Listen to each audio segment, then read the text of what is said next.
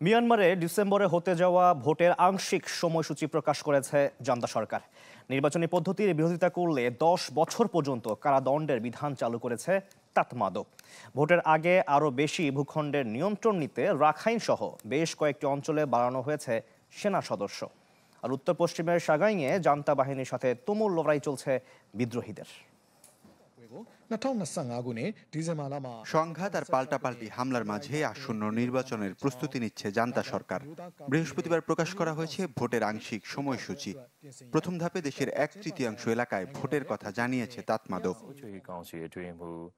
সামরিক সরকার বলছে আগামী 28 ডিসেম্বর থেকে ধাপে ধাপে অনুষ্ঠিত হবে নির্বাচন। প্রথম ধাপে মিয়ানমারের 330টি শহরের মধ্যে 102টিতে হবে ভোট গ্রহণ। এর মধ্যে রাজধানী নেপিদোর সব অঞ্চল এবং বাণিজ্যিক রাজধানী ইয়াঙ্গুনের প্রায় 1/4 এলাকা অন্তর্ভুক্ত রয়েছে।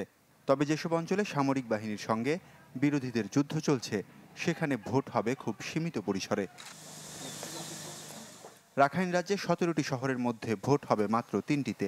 সাগাইং অঞ্চলের 1/3 এলাকাও থাকবে ভোটের আওতায়।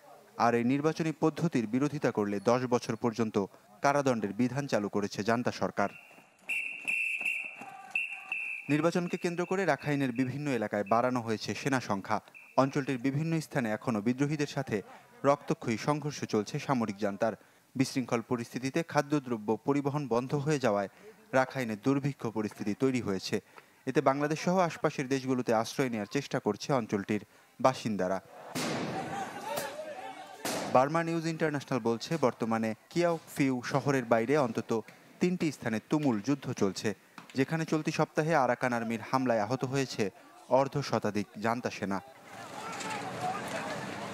মিয়ানমারের উত্তর পশ্চিমের সাগাইং শহরে জান্তা সেনা ও বিদ্রোহীদের মধ্যে চলছে তুমুল সংঘর্ষ।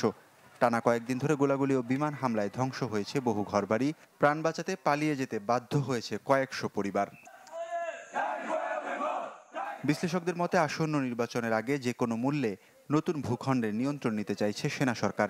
তবে চলমান অভিযানে সেনা সদস্যদের ব্যাপক প্রাণহানি দুর্বল করে দিচ্ছে সরকারের মনোবল। ওয়ালিউল্লাহ ফারুক, চ্যানেল 24।